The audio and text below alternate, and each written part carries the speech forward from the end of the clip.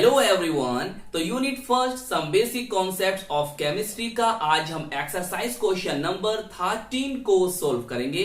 तो आइए सबसे पहले हम क्वेश्चंस को पढ़ते हैं और देखते हैं कि इस क्वेश्चंस में हमसे क्या पूछा गया है। Pressure is determined as force per unit area of the surface. The SI unit of pressure pascal is एनशॉन below. 1 pascal equal to 1 newton per metre square. If mass of area at sea level is 1034 gram per centimeter square, calculate the pressure in Pascal. तो देखिए हमें इस questions में pressure को pascal में calculate करना है। तो हम किस तरह से प्रेशर को पास्कल में कैलकुलेट करेंगे, हमें क्या क्या स्टेप लेने होंगे, हमें क्या फॉर्मूला लगाना होगा और इस क्वेश्चंस में हमें क्या वैल्यूज दे रखी हैं और उन वैल्यूज की हेल्प से हम अपने आंसर तक कैसे पहुंचेंगे। तो आइए फिर शुरू करते हैं आज की अपनी ये वीडियो।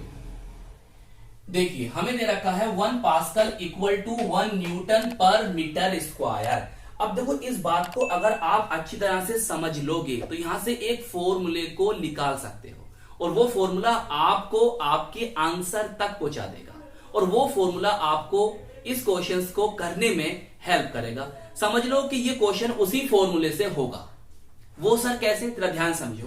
देखो ये पास्कल किसका यूनिट सर, प्रेशर का, P लिख दिया, equal to Newton per metre square. अब न्यूटन किसका यूनिट है बेटा, फोर्स का, तो हमने F लिख दिया। और देखो पर मीटर स्क्वायर किसको डिनोट कर रहा है, एरिया को, तो हम कर देंगे यहां पर अपॉन A। ये आपका एक फॉर्मूला बना, क्लियर। और देखो यही फॉर्मूला मैंने यहां पर लगाया और इससे ही सब कुछ होना है, समझ गए। तो कैसे याद रखोगे, इस बात से याद रखोगे, आपको दे रखा क्वेश्चंस में। चलिए आगे देखते हैं।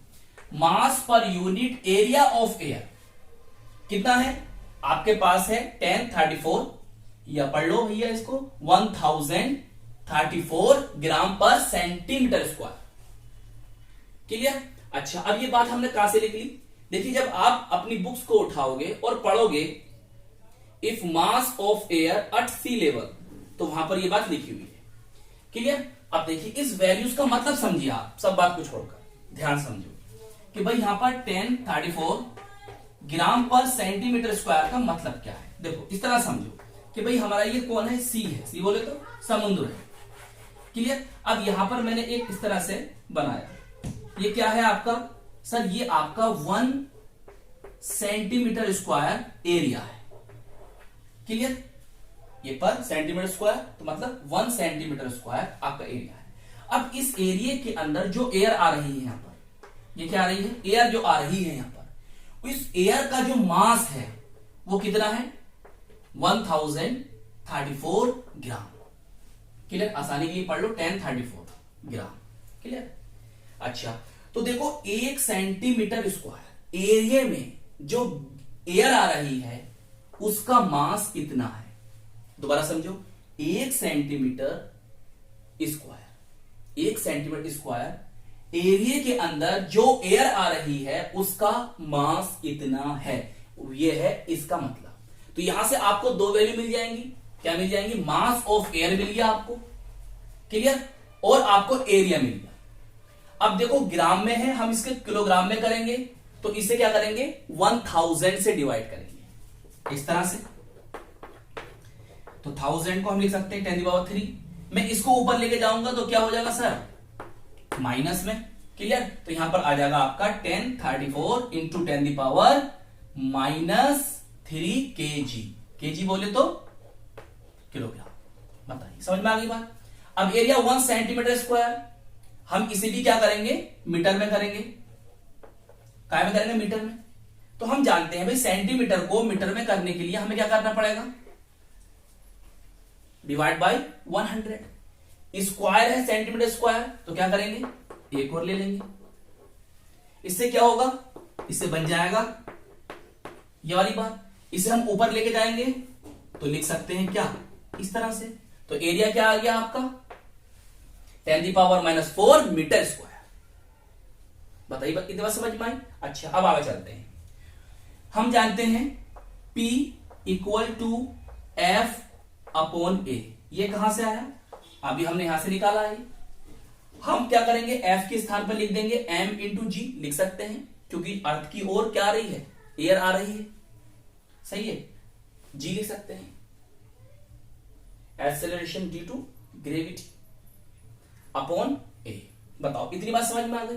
अब वैल्यूज आपके पास है, रख दीजिए।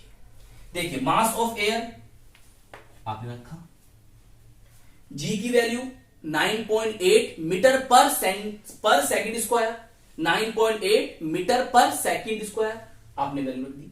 ए की value 10⁻⁴ metre square, 10⁻⁴ metre square.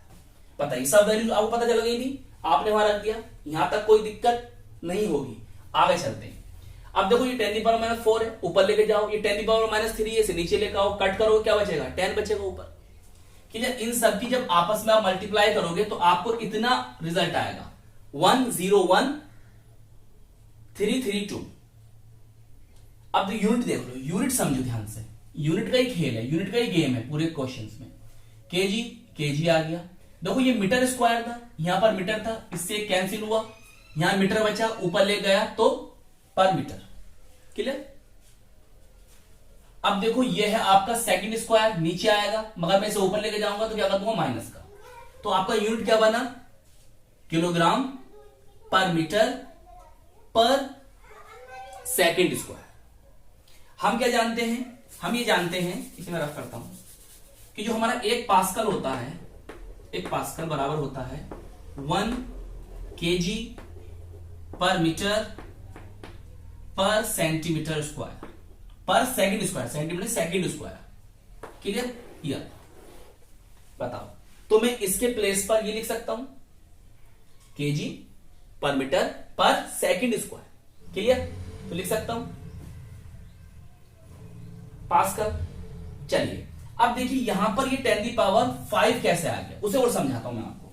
देखो भाई आपके पास 1 0 1 3 2 ये वैल्यूज हैं, बताइए। क्लियर। अब मेरा बात समझने ध्यान से, भाई यहां पर मैंने पॉइंट माना, डेसिमल मान लिया। अब इस पॉइंट को मैं कहां लेकर आऊंगा, यहां पर लेकर आऊंगा, मतलब इस वैल्यू को मैं साइंटिफिक नोटेशन में लिखूंगा। तो इस पॉइंट को मुझे कितने डिजिट को जंप करना पड़ा, मतलब इस पॉइंट को कितने डिजिट जंप करना पड़ा, 1 2 3 4 5। क्लियर। जब पॉइंट आप इधर को लेकर आओगे ना तो पावर आपकी काय में जाएगी, प्लस में। कितने पॉइंट कितने डिजिट आपने जंप करे, सर 5, तो यहां लिख देंगे 5। बोलिए तो ये पॉइंट कहां जाएगा आपका, यहां पर, पॉइंट यहां पर आ गया, पावर 10⁵ ये काय में आ गया, पास्कल में। बताइए क्वेश्चन समझ में आया, बोलिए। तो ये था आपका एक्सरसाइज क्वेश्चन नंबर 30। तो आई होप ये वीडियो आपको समझ में आ गई होगी, और हम मिलेंगे आपको इसकी नेक्स्ट वीडियो में।